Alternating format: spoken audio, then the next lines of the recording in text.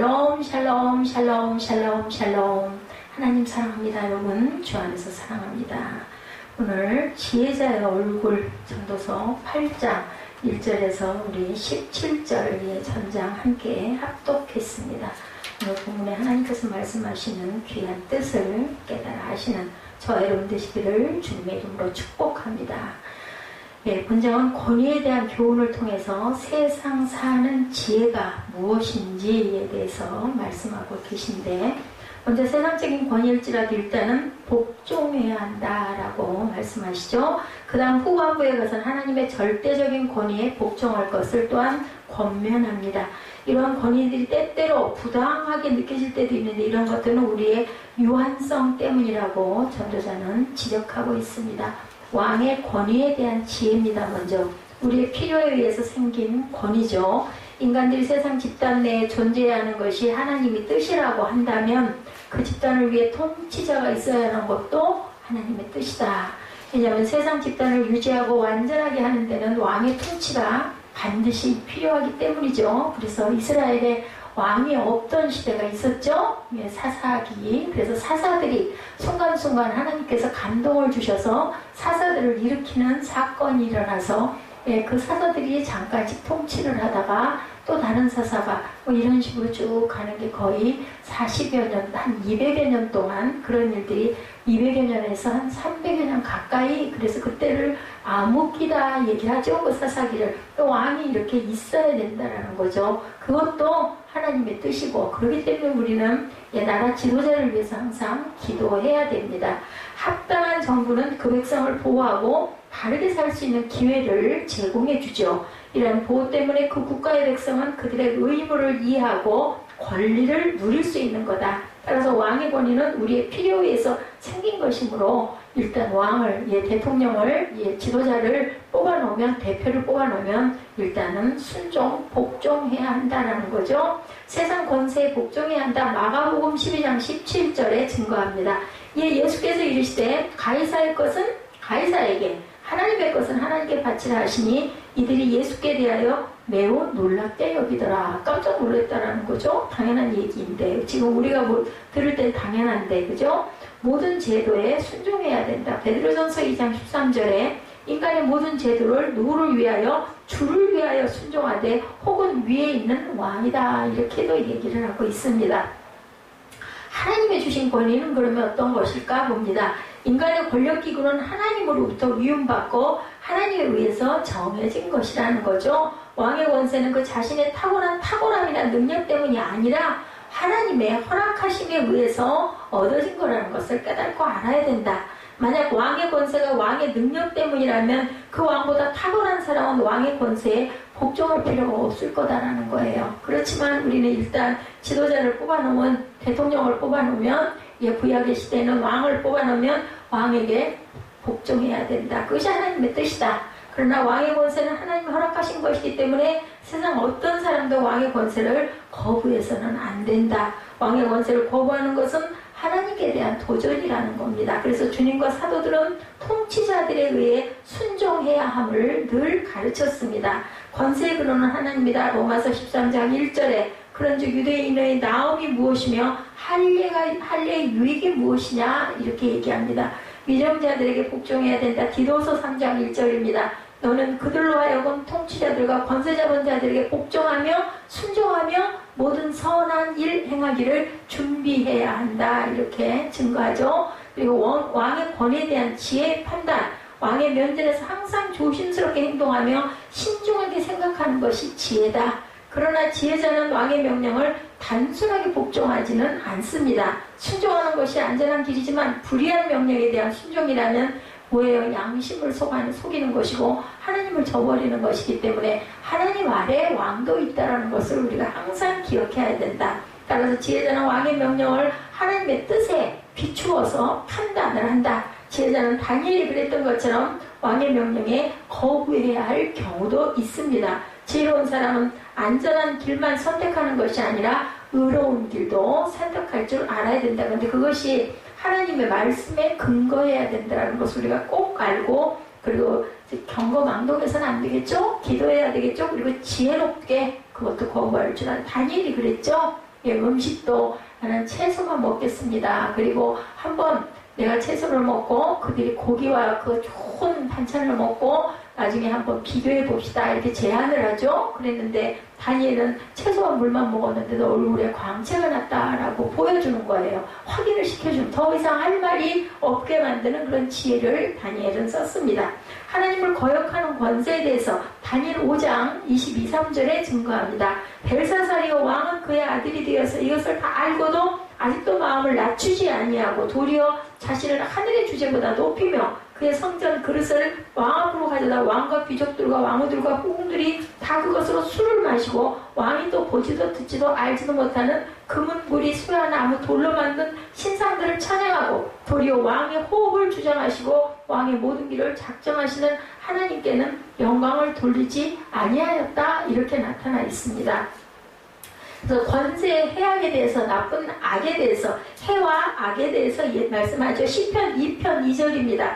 세상에 군왕들이 나서며 관원들이 서로 꾀하여 야훼와 그의 기름 부음 받은 자를 대적한다라고 이렇게 증거하고 있습니다. 그래서 우리는 하나님의 권위에 대한 지혜를 항상 온전히 지혜롭게 우리가 행하고 나아갈 줄 알아야 된다. 하나님의 섭리를 바라보는 지혜가 있어야 한다. 자연과 인간에 대한 하나님의 통치는 불가사의하고 불변적이며 힘에 의해서 진행이 됩니다. 따라서 하나님의 통치를 알지 못하는 우리는 막연한 불안감을 늘 가지고 있죠. 보이지 않는 하나님이시기 때문에, 하나님의 뜻을 온전히 모르기 때문에 우리가 처음 가는 초행길에 정말 잘 모를 때 마음이 불편하죠. 불편하다 나중에 오늘 원하는 방향대로 가지 않는 것 같거나 할 때는 불안해집니다. 그러다 보면 나중에는 두려워지죠. 이런 것처럼 항상 하나님의 통치에 대한 법칙을 이해하는 지혜를 가진다면 우리가 즐거운 마음으로 하나님의 권위에 복종할 수도 있고 세상을 기뻐하면서 누리고 살아갈 수도 있다는 거죠. 먼저 하나님의 통치는 어떤 목적을 가지고 있는데 하나님께서는 절대적인 지식으로 일하시지 불완전한 생각으로 절대 일하시지 않는다. 그에게는 시행착오가 없으시죠. 우리처럼 실패와 성공을 통해 배우시지 않습니다. 하나님께서는 모든 계획이 불변하는 한 가지 목적을 이루기 위해서 항상 진행해 된다. 무소부재하시고 그저 항상 불변하시고 하나님의 약속은 영원히 변치 아니하게 하시고 1.1획도 변함이 없다라고 말씀하죠. 주께서는 수요대로 만상을 이끌어내시고 그 모든 이름을 부르시나니 그의 권세가 크고 그의 능력이 강함으로 하나도 빠짐이 없느니라. 이사야 40장 26절에 너희는 눈을 높이 들어 누가 이 모든 것을 창조하였나 보라. 이렇게 시작이 됩니다. 주께서는 수요대로 만상을 이끌어내시고 그의 모든 이름을 부르시나니 그의 권세가 크고 그의 능력이 강함으로 하나도 빠짐이 없도다. 그리고 만물을 주관하신다. 역대상 29장 12절입니다. 누가 손바닥으로 바닷물을 헤아렸으며 뺨으로 하늘을 쟀으며 땅에 티끌을 되게 담아보았으며 또 되에 담아보았으며 접시저울로 산들을 막대저울로 작은 언덕들을 달아보았으랴. 누가 그랬겠어요? 그죠? 아무도 그런 사람이 없습니다. 그래서 만물을 주관하시는 하나님께서 하셨다는 거죠. 미래의 운명을 바라보는 지혜를 우리는 또한 가져야 된다. 하나님은 분명한 목적과 변치 않는 계획을 가지고 계시는데 그 계획은 우리에게는 감춰져 있습니다. 그래서 비밀이라고 하죠. 시크릿이라고 얘기합니다. 보여줄 자에게 보여주고 볼 줄 아는 자가 볼 수 있는 은혜를 하나님이 값없이 선물로 주셨다고 말씀하죠. 감춰진 장래에 대해 우리는 그래서 늘 불안해하는데 지혜자는 하나님의 통치를 불안해하지 않고 복종하고 순종합니다. 하나님의 장래를 감추신 것은 우리에게 성실하심을 요구하기 위함이다. 우리가 우리의 장래를 미리 안다면 우리는 게을러질 거죠. 이미 그렇게 될 거니까 노력하겠어요? 가만히 있어서 되는 일은 없다는 거죠. 악인의 멸망에 대해서 스가랴 8장 22절 아까 우리 찬양했죠. 많은 백성과 강대한 나라들이 예루살렘으로 와서 만군의 야훼를 찾고 야훼께 은혜를 구하니라. 너희 하나님 여호와가 너희 가운데 계시니 하고 스가랴 선지자는 그렇게 고백합니다. 또한 우리는 인내하는 지혜를 가져야 되겠다. 하나님의 통치에는 정한 목적이 있고 불변하는 어떤 계획이 있음을 아는 사람은 감추어진 장면을 인내한다. 왜냐면 하나님 뜻이 분명히 있을 것이고 나를 죽이실 리가 없고 설령 데려가신다 하더라도 지금보다 더 편안하고 좋은 곳으로 하나님께서 나를 인도하실 거라는 걸 믿는 거죠. 내 생명이 내게 아니고 하나님 거니 그냥 다만 하나님이 고통이 있을 때 이 고통을 조금만 덜어주옵소서. 오늘은 그런 생각을 했습니다. 아유, 이런 느낌이, 이런 감각이, 이렇게 아픔이 있어서 그나마 참 감사합니다. 왜냐하면 어떤 사람들은 암에 걸려서 암이 말긴데도 아무런 증세도 없다가 어느 날 갑자기 준비도 없이 가는 경우도 많이 있지 않습니까? 그래서 내가 고통이 있고 내가 자각 증세가 있고 아프다라는 것은 너 이렇게 여기가 안 좋으니 고쳐라라는 걸 가르쳐 주시는 거구나, 감사해야 되겠다, 이런 마음이 요즘에 드는 생각입니다. 또 뭐 아니라 할지라도 어쩌겠습니까? 뭐 때가 되면 또 갈리고 데려가실 거니 이제 우리는 마음을 준비하고 여유를 가지고 순간순간을 기뻐하고 감사하다가 가야 되겠죠? 얼굴빛이라도 이게 좋아야 되지 않겠어요? 어떤 사람들이 그러더라고요. 어디가 아픈 사람 같냐고. 보기에는 그냥 너무나 평화로워 보이고 너무나 좋아 보이는데 감사하다고 그랬어요. 제가 그래서 지혜로운 사람은 하나님의 시간을 거스르기보다는 기다리고 다가오는 것을 우리가 항상 순종함으로 두려워하지 말고 감사함으로 우리가 감당을 해야 된다. 우리가 살아 숨쉬는 것은 하나님의 손에 달렸어요. 그저 누가 알겠어요. 뭐 건강에 좋다고 하고 물론 노력해야 되겠죠. 좋지 않은 습관은 버리기도 해야 되고 몸에 나쁜 것은 좀 피하기도 해야 되고 절제할 줄도 알아야 되고 또 적당한 운동도 휴식도 분명히 필요합니다. 근데 마지막 키는 하나님께서 갖고 계시다. 이 뭐 200군데 중에서 199군데 199개를 다 잘 돌보고 다 잘했지만 단 한 군데 조금만 고장이 나면 우리는 그냥 무너지고 마는 거라는 것을 우리가 압니다. 어떤 사람도 정해진 시간을 초월해서 살지 못한다. 또 예를 들면 내가 내년이야, 올해야, 내가 후년이야, 내가 나이가 70까지 살겠어도 오늘 또 문득 그런 생각이 들어요. 나는 그냥 케이크를 딱 70이 됐을 때, 71가 됐을 때, 그때까지 만약에 살아있다면 축하하는 케이크를 글쎄요, 축하할까요? 감사할까요? 아니면 살아있는 사람들이 아이고 다행이다 할까요? 아니면 아이고 참 아파하면서 오래도 가네 할지도 모르겠지만 그냥 좀 참았다가 한 몇 년쯤 있다가 그때 한 번씩 케이크를 10년에 한 번씩 키는 것도 참 의미가 있겠다 하는 생각을 한번 해봤습니다. 뭐 내 마음이죠, 뭐 그죠? 다른 사람 건 못한다 하더라도 뭐 내 생일날 내가 케이크 나 몇 년 있다 할래요 한다고 그거 큰일 날 일은 없잖아요. 그런 하나님께서 그런 우리가 누릴 수 있는 그런 기쁨과 생명을 주셨으니까 하나님의 권위에 대한 복종이 어디서부터? 인내로부터 시작이 된다는 걸 우리가 알아야 된다. 불가해한 하나님의 섭리에 대해서 욥기 26장 14절에 보라 이런 것들은 그의 행사의 판단일 뿐이요 우리가 그에게서 들은 것도 속삭이는 소리일 뿐이니 그의 큰 능력의 우레소리를 누가 능히 헤아리랴. 모르는 거예요. 그죠? 막 소리가 나면 얼마나 좋겠어요. 징조가 막 보이면 얼마나 좋겠어요. 근데 그 우레소리를 우리는 듣지를 못한다는 거죠.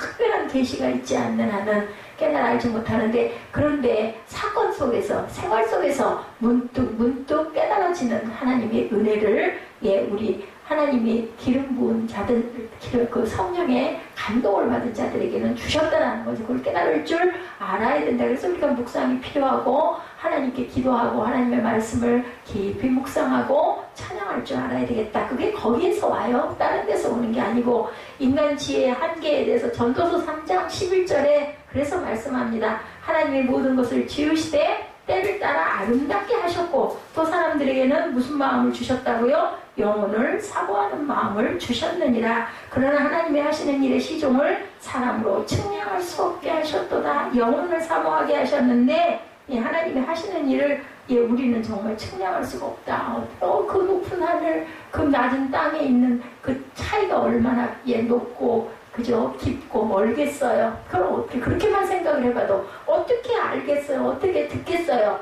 영이 아니면 우리는 깨달을 수가 없습니다. 영이신 하나님이기 때문에 우리에게 깨달음을 주시는 것을 우리는 감사해야 되고 무소부재하시기 때문에 어떤 사람에게든지 어느 곳에든지 그죠? 장소와 관계없이 항상 하는 비가 그저 골고루 떨어지지 않아요. 물론 뭐 우리나라에 비가 올 때 뭐 미국은 비가 안 오기도 하고, 요즘에는 우리나라 안에서도 뭐 경기도에서는 비가 오고, 경기도 안에서도 그죠? 풍구동에는 비가 안 오고, 예, 저쪽에는 또 비가 온다고 얘기들을 합니다. 우리 가끔 가다가 통화하거나 카톡할 때 보면, 그죠? 비 와요. 그러면 아니요, 여기는 안 오는데요. 같은 지역 안에 요즘엔 그렇기도 합니다만은, 어찌됐든 간에, 예, 그렇게 우리는 측량할 수가 없습니다. 권위에 대한 지혜에 대해서 일시적인 모순을 말씀합니다. 우리는 악인이 그들의 행위에 대해 축복을 받는 것처럼 번성하고, 예, 오늘 본문에 나왔죠. 의인이 그들의 의에 대해 형벌을 받는 것처럼 고통을 당할 때도 있다라고도 말씀합니다. 우리는 이러한 의와 불의에 대한 혼란이 모순된 권위로부터 나옴을 목격합니다. 모순됐어요. 그리고 불의한 권세자의 부당한 횡포에 대해서 때로는 절망하기도 하고, 뭐라 그래요? 안 믿는 사람들도 하늘도 무심하시지, 저런 못된 놈을 안 데려가고 왜 멀쩡한 착한 사람을 데려가시는 거야, 이런 얘기를 할 때도 있습니다.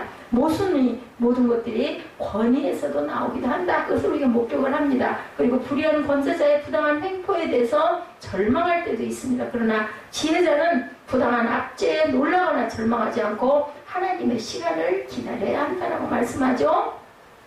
지혜자는 모순된 상태가 우리 삶의 최종적인 결론이 아니고 영원히 지속될 것이 아님을 알기 때문이다. 그죠? 그래서 그런 얘기 하죠. 네, 그 아프고 그 힘들고 그 어려운 시기는 그래도 참고 인내하다 보면 어떻게 해요? 계속 되는 건 아니에요. 지나가요. 그죠? 그러다 보면은, 아니, 우리 여름에 덥다 보니까 다른 분이 얼마나 좋아요. 그죠? 만약에 그런 그 더위가 없었다면 이 가을의 서늘함이 그렇게 기다려지고 얼마나 이 반가운 게 있었겠는가. 그죠? 이런 것처럼 그리스도에 의해서 모두 다 멸망된다고 요한일서 3장 8절에 증거합니다. 죄를 짓는 자는 누구에게 속하나니? 마귀에게 속하나니, 마귀는 처음부터 범죄함이라 하나님의 아들이 나타나신 것은 마귀의 일을 멸하려 하심이라고 증거합니다. 그리스도의 재림 때 심판을 받는다. 데살로니가 후서 2장 8, 9절입니다. 그때 불법 반자가 나타나리니 주 예수께서 그 입의 기운으로 그를 죽이시고 강림하여 나타나심으로 패하시리라. 이 악한 자의 나타남은 사탄의 활동을 따라 모든 능력과 표적과 거짓과 기적과 불의의 모든 속임으로 멸망하는 자들에게 있으리니 이는 그들이 진리의 사랑을 받지 아니하여 구원함을 받지 못함이라고 말씀합니다. 그래서 모순 속에 남아있는 축복도 또한 있다라고 얘기를 하죠. 권위의 모순으로 인하여 인생이 무질서한 상태가 될 때 우리는 당혹하고 낭망하고 그저 절망하고 너무하셔요, 이런 얘기를 할 때도 있습니다. 그러나 지혜자는 이러한 절망적인 인생의 모습 속에서 낙심만 절대로 하고 있지는 않다. 도리어 낙심되는 인생 속에서 현재 누릴 수 있는 축복들을 발견합니다. 아무리 절망적인 상태라 할지라도 어디든 우리가 해야 할 일이 있고 우리가 누릴 수 있는 기쁨이 있다. 예, 그러므로 지혜자는 인생의 모순을 부정하고만 있지 않고 적극적으로 모순들과 싸워서 승리할 줄도 알아야 된다는 거죠. 뭐 죽으면 죽지 뭐. 아무 노력 안 하고 그렇게 앉아있으면 결국은 죽어요. 그죠? 그래서 우리는 제일 중요한 게 소망이라고 얘기를 하죠. 아, 나는 일어날 거야. 나는 고칠 거야. 나는 이렇게 해서 건강해질 거야. 이런 마음이 중요하지. 그냥 포기해버리고 그대로 계속 있으면 결국은 갈 수밖에 없다. 이것도 결론은 본인이 그 길을 가는 거예요. 꼭 떴고요.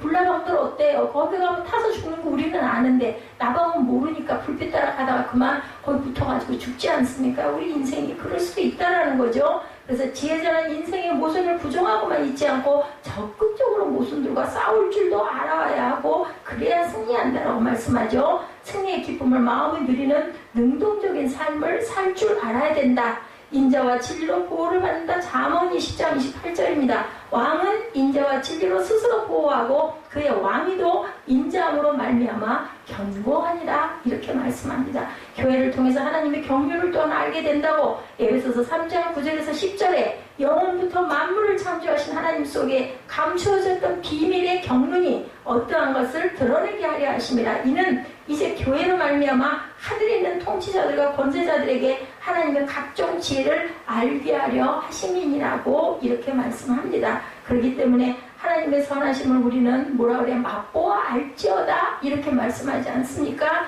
악인이 행하는 것 같은 모순된 인생을 절망하는 사람은 하나님의 성품을 믿지 않는 자들이라는 겁니다. 악이 세상에 존재하더라도 하나님 안에 악이 있는 것이 아니고 하나님은 선하시고 그 속에 태끌만한 죄의 그림자도 찾아볼 수가 없는 분이고 이러한 하나님의 선이 있는 한 공의로운 심판은 분명히 있을 것이다. 그때가 아니라도 저는 그걸 아주 뼈저리게 깨닫습니다. 잘 못 살아서. 그죠? 나중에 결론은 그렇게 될 건데 만약에 30년 전에 제가 알았더라면 그죠? 몸을 더 조심했겠죠. 그리고 너무 지나치게 안 굴었겠죠. 그리고 삶도 방향이 달랐을 것입니다. 근데 정말 어리석고 미련하고 이제는 후회야 소용이 없는데 그래도 하나님께서는 붙들어 주시고 건져 주시는 분은 사람이 아니라 하나님이라는 것을 저는 너무너무 깊이 뼈저리게 느끼고 감사합니다. 하나님 아니면 제가 이렇게라도 있을 수가 있겠어요? 뭐 어떻게 살겠어요? 하나님이 공의의 칼을 드실 때 세상 권위의 모든 모순들은 압제를 당한다. 하나님의 선하심을 믿는 지혜가 우리에게 꼭 필요하다는 거예요. 거짓말이 하지 아니하시는 하나님이라고 그러시죠?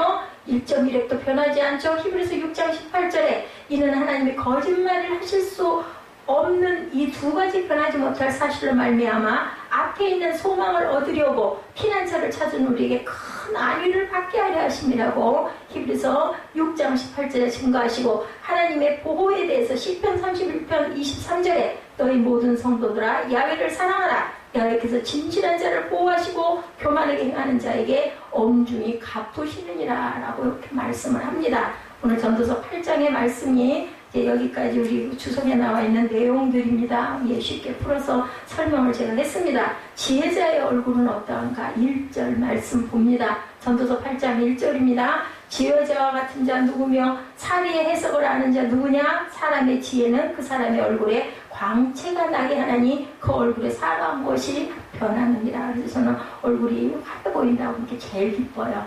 그래도 하나님의 은혜 안에 내가 있긴 있구나. 이렇게 실상 현실은 그러하지 못한데도 보면 어두운 구석이 없다는 건 너무 다행이고 감사하다고 생각을 합니다. 솔로몬이 지혜자에 대해서 높이 평가하고 있죠. 솔로몬은 지혜자를 가리켜 사리의 해석을 아는 자라고 칭하죠. 지혜로운 사람은 사리의 해석을 알기 때문에 말을 해도 사리에 닿는 말을 하고 행동을 해도 당연히 사리에 닿는 행동을 하죠. 지혜로운 사람은. 그러나 우매자는 그렇지 못하다. 어리석은 사람은 사리의 해석을 알지 못하기 때문에 무모하게 처신한다. 저와 여러분은 지혜로운 사람이 되어야 되겠죠? 그 길로 자꾸 가야 되겠죠? 부족하지만, 그죠? 노력해야 되겠죠? 될 대로 되라지, 내가 그런다고, 이런 반항적인 생각을 해서는 절대 안 된다. 솔로몬은 이어서 지혜자에게 나타난 하나의 특징을 우리에게 말씀하는데, 1절 하반절입니다. 사람의 지혜는 그 사람의 얼굴에 광채가 나게 하나니 그 얼굴에 사나운 것이 변하느니라. 이 말씀을 보면서는 그 노래 유행가긴 하지만 사랑을 하면 예뻐져요. 이 노래가 딱 머리에 오더라고요. 왜요? 사랑하면 다 예뻐지잖아요. 그러니 사람이 사람을 사랑해도 그렇게 얼굴이 변하고 다른 사람 같아지잖아요. 하물며 하나님하고 사랑하면 얼마나 예뻐지겠어요. 하나님하고 사랑을 분명히 하시는 저와 여러분 되시기 바랍니다. 지혜로운 사람의 얼굴은 환하게 광채가 난다. 사랑하니까, 연애하니까, 너무 사모하니까. 그런데 지혜로운 사람이 변하는데 스테반 집사는 어땠어요? 돌을 맞아 순교당하는 자리 얼마나 무섭고 얼마나 아프고 그죠? 말로 이룰 수도 없었는데 그 얼굴이 어땠다고 그랬어요? 환하게 빛이 났다라고 말씀해도 왜냐하면 하늘을 우러러 보니 거기에 예수께서 하나님 우편에 서서 기도하는 모습을 본 거예요. 글쎄요. 그 스테반만 알겠죠. 하나님만 아시겠죠. 환상일 수도 있을 수도 있어요. 그죠? 그렇지만 어찌됐든 간에 그 순간에 그 아픔이 그 기쁨으로 환희로 변하게 한 그 믿음, 그죠? 그 사랑, 그 헌신, 그 순종, 그것을 우리가 바라볼 줄 알아야 된다. 잠시 잠깐이면 예수님이 나를 두 팔을 벌리고 나를 마중해 주실 거야. 그러다 보니 그까지 그 아픈 거 다 잊어버리는 거지. 고통이 무슨 상관이 있어요. 어차피 가야 할 인생인데 나는 하나님께서 나를 위로해 주시고 나를 아실 거야. 내가 이 억울한 거, 내가 이 아픈 거 한 번에 쓸어주시고 내 눈에 눈물을 닦아주실 거야. 그래서 얼굴이 광채로 빛나기 시작했다 그러죠. 그 얼굴이 천사의 얼굴처럼 환하게 빛났다. 이게 바로 지혜로운 자의 얼굴이다. 지혜로운 사람은 형통한 일을 맞을 때는 하나님의 은혜인 줄 알고 감사하고 기뻐하고 공고한 일을 당했을 때는 낙심하거나 불평하지 않고 이 속에도 반드시 하나님의 선하신 뜻이 있음을 생각하며 마음의 평화를 절대로 잃어버리지 않는다. 무슨 환경이든 어떤 처지에서든 그 얼굴이 환하게 빛날 수밖에 없겠죠. 왜냐하면 희망이 있으니까, 소망이 있으니까, 조금 있으면 기쁠 거니까, 더 좋아질 거니까, 이걸 믿으면 절대로 지금 내가 좀 공부하고 힘들다 하더라도 절망할 필요가 없고 우울해할 필요가 없다. 전도서 7장 9절에 기록된 대로 우매자의 특징 가운데 하나가 뭐예요? 전도서 7장 9절 잠깐 볼까요? 뭐라고 그랬어요? 급한 마음으로 누를 바라지 말라. 너는 우매한 자들의 품에 머무름이니라. 그래서 우리가 이 급한 성격, 잘 화내는 거, 이거 절제할 줄 알고 비워야 되겠다. 쉽게 성급하게 누를 바라는 거죠. 그러므로 우매한 사람은 아무래도 적은 일에도 쉽게 얼굴이 일그러지게 마련이다. 얼굴이 글쎄요, 아주 화났을 때 얼굴 표정 얼마나 보기 싫어요, 그죠? 그걸 상대방은 봐요, 본인은 몰라요. 그렇기 때문에 내가 그 사람의 화를 내고 무서워진 얼굴을 보면서 아이고 나는 저러지 말아야겠다. 얼굴이 뭘로 보여져요? 상대방 얼굴로, 거울로 내 얼굴이 보여진다는 걸 우리가 생각해야 되겠다. 하나님께서 우리 모두에게 은혜를 베풀어 주심입니다. 볼 수 있는 눈, 내 얼굴은 절대로 못 봐요. 물론 그 문명의 이기로 거울이 생기긴 했지만 내 얼굴을 내가 볼 수가 없는데 누구로? 상대방으로 인해 화내는 사람, 은혜 받은 사람 얼굴들이 다 각각 다르지 않아요? 그렇기 때문에 그걸로 저 사람은 어느 정도다 라는 걸 알고 나는 저 모습을 닮아야 되겠다. 이런 게 지혜자다라는 겁니다. 근심, 걱정, 어두운 분들이 저와 여러분 얼굴에 사라지고 언제나 은혜가 충만하고 덕스럽고 밝게 웃는 얼굴이 됐을 때 상대방도 은혜 받잖아요. 무슨 사람은 뭐가 저렇게 좋아서 늘상 저렇게 싱글벙글이고 얼굴은 광채가 날까? 뭐 아픈 거 거짓말 아니야? 이렇게 생각할 수 있게 하는 게 얼마나 은혜일까? 그래서 우리는 사나운 표정을 짓지 말아야 되겠다. 그죠? 모든 그 두려움, 그게 밝게 웃는 얼굴이 됐을 때 하나님께서도 기뻐하시고 저와 여러분도 기뻐한다. 나까짓 건 한 번 죽지 두 번 죽냐 이런 마음으로 우리가 항상 기뻐하자. 그런 여유를 갖자. 솔로몬은 2절 이하에서 지혜로운 사람이 사리에 맞게 처신하는 모습을 세 가지로 설명하고 있죠. 2절 이하에 뭐라고 그래요? 내가 고난하노니 왕의 명령을 지키라. 이미 하나님을 가리켜 맹세하였습니다. 라고 이렇게 얘기하죠. 첫째, 왕의 명령을 내릴 때는 어떻게 처신해야 된다고요? 왕의 옳지 못한 그릇된 명령을 내릴 때도 있을 때 신하로서 어떻게 처신해야 되는지에 대해서 지혜로운 길이지 2절에서 9절까지 일깨워주고 있죠. 두 번째, 우리가 모순된 현실을 바라보면서 어떻게 처신해야 할 건가? 우리는 이 땅에서 의롭게 사는 사람이 잘 되고 악인들은 잘못돼야 마땅해요. 그죠? 그런데 그렇지 않을 때가 있다라는 거죠. 의로운 사람이 고통을 당하고 악인은 오히려 형통한 것을 볼 수 있는, 이건 정말 모순이다, 이런 마음이 들 때가 있습니다. 그래서 바람을 주장하여 바람을 움직이게 할 사람도 없고, 죽는 날을 주장할 사람도 없고, 전쟁할 때를 모면할 사람도 없고, 악이 그의 주민들을 건져낼 수도 없다라고 얘기를 합니다. 9절에는 뭐라고 그래요? 내가 이 모든 것을 보고 해안에서 행하는 모든 일을 마음에 두고 살핀즉 사람이 사람을 주장하여 해롭게 하는 때가 있도다. 그러니 내가 본즉 악인들은 장사하지 낸바되어 거룩한 것을 떠나 그들이 그렇게 행한 성읍 안에서 잊어버린 바 되었으니 이것도 헛되다. 악한 일에 관한 징벌이 속히 실행되지 아니하므로 인생들이 악을 행하는데 마음이 담대해야 돼요. 그죠? 징벌이 얼른 아니까 이 정도쯤이야 이런다는 거지. 근데 언젠가 꼭 받는다는 거죠. 죄인은 100번이나 악을 행하고도 장수하거니와 내가 아노니 하나님을 경외하여 그를 경외하는 자들은 잘 될 것이고 악인은 잘 되지 못하면 장수하지 못하고 그날이 그림자와 같으니 이는 하나님을 경외하지 아니함이라. 장수하지 못하고 그림자와 같은 것은 하나님을 경외하지 않아서 그렇대요. 그렇기 때문에 세상에서 행해지는 헛된 일이 있다. 악인들의 행위에 따라 벌을 받는 의인들도 있고 의인들의 행위에 따라 큰 상을 받는 악인도 있다는 것이니 내가 이르노니 또한 이것도 헛되다라는 거죠.